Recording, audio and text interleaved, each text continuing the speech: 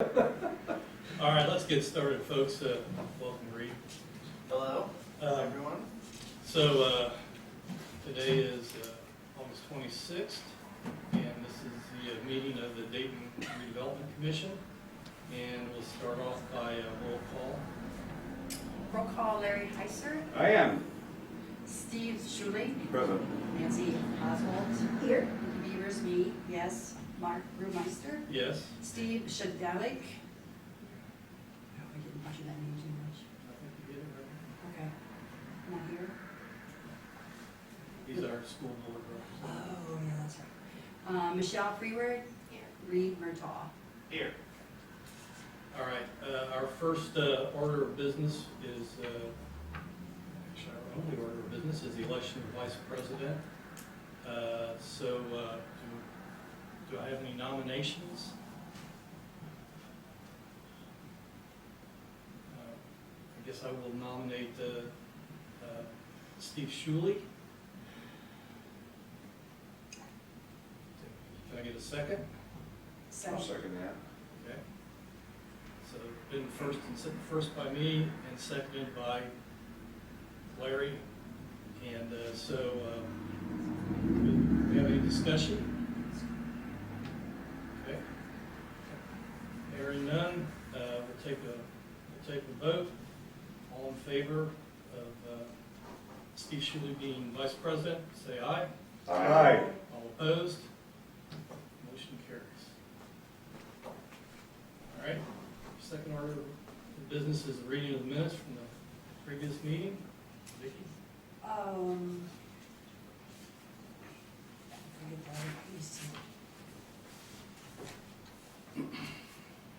Meeting was conducted via phone due to COVID restrictions and was called to order at 7 p.m. by Mark Brewmeister.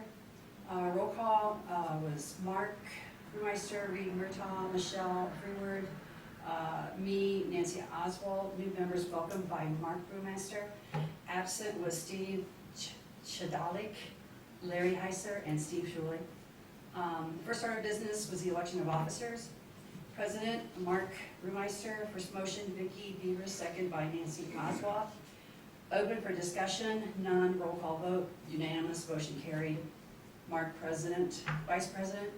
Vicki Beavers nominated Steve Schuley per Reed Murtaugh. Steve could not be nominated only with Steve's prior approval. Since no approval was given, we could nominate a VP at the next meeting. Seconded by Mark. Open for discussion, none.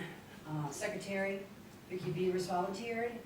Nominated by Mark Brewmeister, seconded by Nancy Oswald. Roll call vote, unanimous, motion carried. Reading of minutes, Michelle Freeward. Per Michelle, funds will not be available until 2022.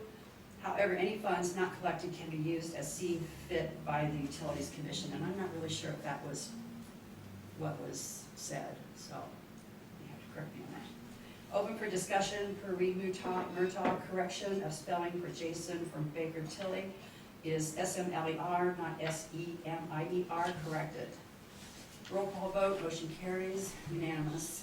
Reading and signing of claims, none. Reports per Michelle Freeward. Soups hopefully will be completed this year, 2021. Will then be assessed, taxed, and collected in 2022. Funds will be captured in 2023. TDS Automotive completed 2020. Assessed, taxed, and paid 2021. Funds will be captured 2022. Info confirmed by Reed Murtaugh and Mark Brewmeister. New business, Mark Brewmeister has concerns and questions in regard to how TIF was set up. Per Michelle Freeward, the issue is how TIF funds are being reported to Gateway. She will reach out to Gateway to make sure everyone is on the same page and will clarify how she is reporting. Reed Murtaugh, once the previous commission approved the confirmation resolution, it was recorded. Ice Miller sent letters to be filed with the county auditor and Department of Local Government Finances. Confirmation was received from the county auditor that everything has been submitted that was needed. He also stated this matter is different from the issue from the ongoing state reporting to Gateway. A motion was made by Mark Brewmeister for Michelle Freeward to contact Jason Smeller of Baker Tilly to clarify and question how the TIF fund was set up and being properly working through the state. Roll call vote unanimous, the motion passed. Citizens comment per Jen Menenko, none per Mark Brewmeister, no further business, meeting adjourned. Thank you, Vicki. You've heard the minutes. Do we have any questions or corrections?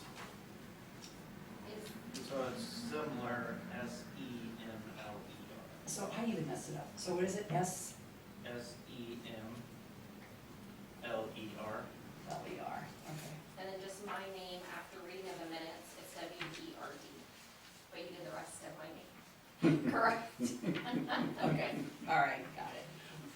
And then for future minutes, Yeah. I would just put the members under roll call, Okay, not me or Michelle. okay, oh, okay, So you're putting what members are here and what are absent. yeah, all right, got it. Thank you. Yep. All right, so you've heard the minutes, and if you will accept the correction of Mr. Selmer's last name. We have a motion to accept the minutes. I put motion forward to accept the minutes for last meeting. All right. We have a motion by Steve to accept the minutes. Do I have a second? I'll second. We have a second by Nancy. Any further discussion? All right, hearing none. We'll vote to accept the minutes. All in favor say aye. Aye. All opposed?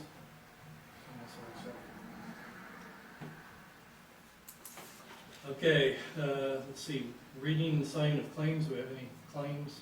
None? Okay. Financial reports? None? Reports from Reed? None? None? Old business? New business? I thought I'd just throw this out here today, see if anybody wanted to say anything. And that is open, non-binding discussion with the board and the public concerning projects the redevelopment commission might pursue as funds become available. Does anyone have any comments that they'd like to make to that end? Members of the town? Cindy? Cindy Marsh, 749 Shady Lane.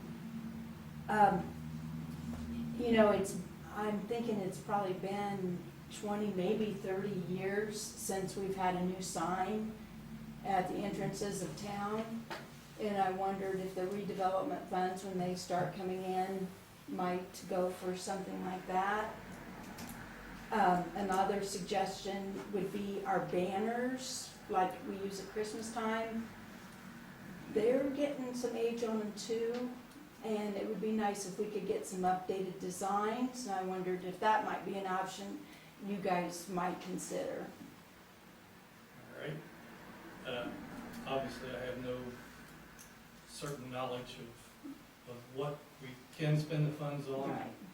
It's going to be a while before we're going to have any funds anyway. But I appreciate your thoughts, and anyone else have anything they'd like to throw out there? Cindy, what kind of banner would you like to see? Well, are you familiar with the Christmas banners that are up there now? Mm-hmm. We got those, Ron went around and got contributions, and SIA gave a big chunk, and I'm sure it's been 25 years, don't you think? And there's a company that we got them from that does banners for municipalities, and they have any number of designs, but ours are very outdated from what they offer now, and I can't even really say that I've seen the catalog in recent years, so I don't know what they offer now, but I just know ours, seeing what I see driving around during the holidays and other places, I think ours are pretty dated, and it'd be nice if we could refresh them. How many do you think we need? Do you have a count on those? 50? I think there's 35 of them, and I think they caught, when we raised that money, I think we raised about $7,000 for them, for the Christmas ones.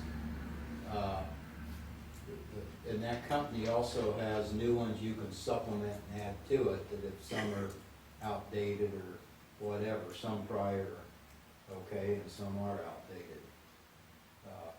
The entrance signs, when the town got those were about $750 a piece, but they'll probably be $1,000 a piece now. Yeah. And those are from Clem signs originally. But you're talking, when we could apply, you could apply to SIA again, they gave $500, I think. The rest was really local business people, all the businesses in town and some private people. So.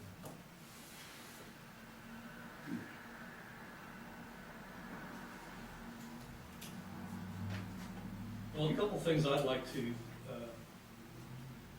see, and I don't know if our funding allows it or not, but I've always thought it'd be great to have some security cameras in this town.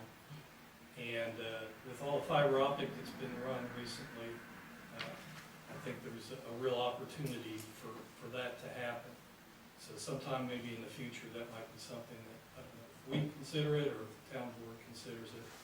But I think first thing we should always think about is our safety, safety of everybody in this town, and providing any information to the police that could help in securing any problems that do happen.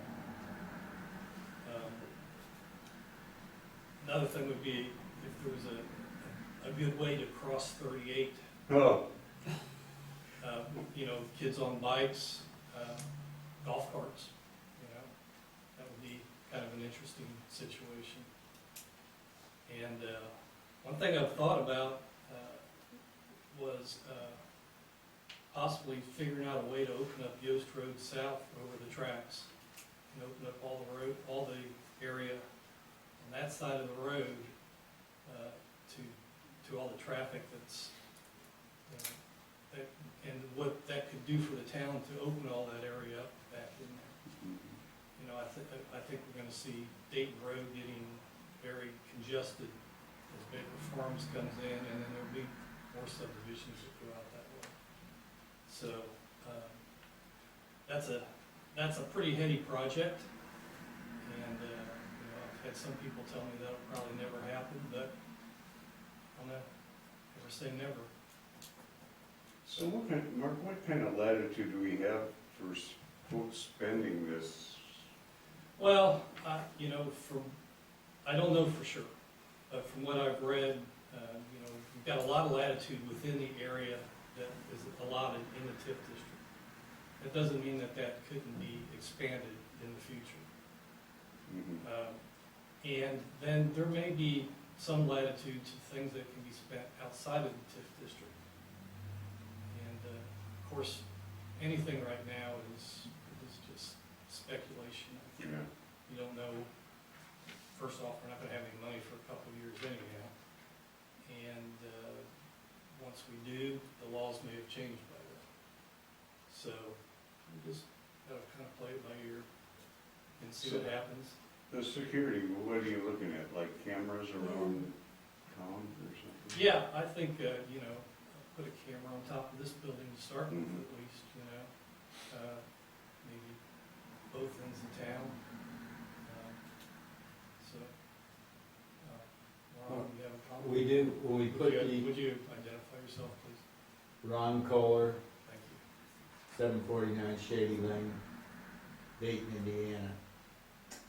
When we got the updated security system, we did have cameras mounted on all four sides of the outside of this building.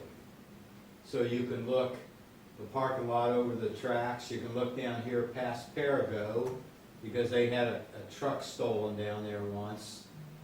You can go down and look toward the post office to the street right past the post office, so it shows quite a bit around here, you know, and so that's a good start on the security, but you're right, Mark. Is that accessible to the police department in real time? Yes, yeah. They monitor that, and yeah.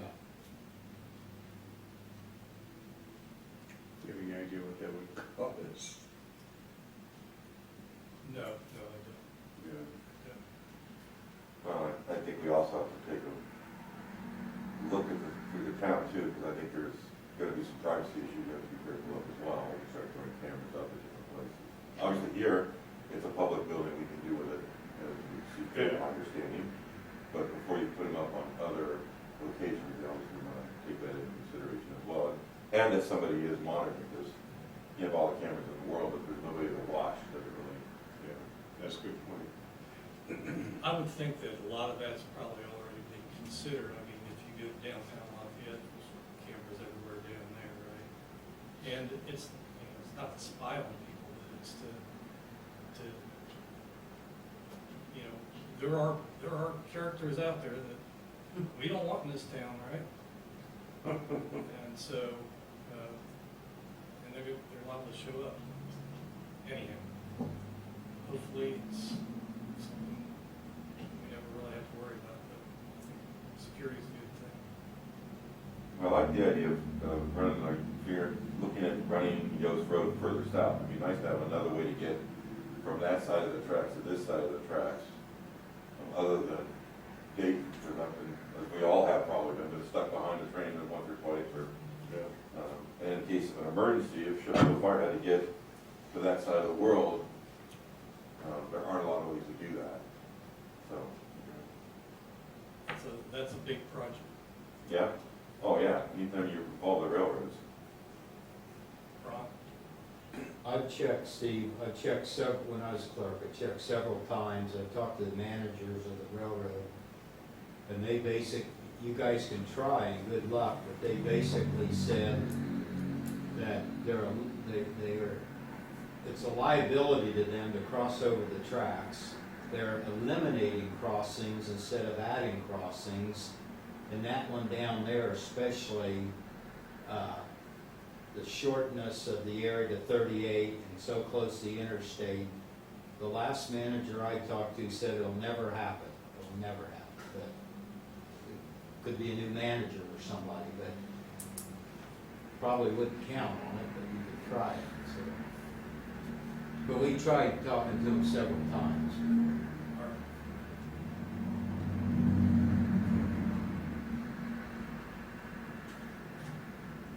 All right, any other comments? I just wanted to remind everyone that there have been some costs incurred to create the TIF district, and those can be reimbursed to the town, so that those would be funds that could be used for general purposes. Then there would be a different analysis, like Mark was talking about with everything else, that it's clear if it's something in the TIF district, those improvements are going to be allowable, and then it's going to be a question of whether something can be approved if it's outside the TIF district, it somehow serves the TIF district. But that's more detailed analysis, and Mark's correct that can change. And the only other thing is, as this evolves, you guys do have the authority to change the location of the TIF district. If you think that there's more revenue that you can capture because of the way things are going, that's something that can be looked at. Of course, there's going to be eventually some cost to that, but that's just something to keep in mind. So, as you said, there's been costs already incurred. Is there any way to get a number on that, Michelle? Yeah, I can pull invoices and Okay. send it to you. Yeah, it's basically Ice Miller invoices, Baker Tilly invoices, and my invoices, probably but it's mostly those professional fees that are incurred to set it up. Is there a time frame for that reimbursement? That's just whenever that first money that comes in, you're allowed, once you start to capture at any point, you can do a reimbursement. I don't think there's a deadline, no. And is there an obligation? No. You can keep it in the TIF district if you want. you have the authority to give it back to the town. I think that's something we would discuss with the town board, they would decide how they would want us to proceed with that. When that happens, again, it's gonna be a few years before anything worthwhile is coming towards us. Okay, any comments from citizens? Comments from board members? Hearing none, call this meeting adjourned. Thank you all.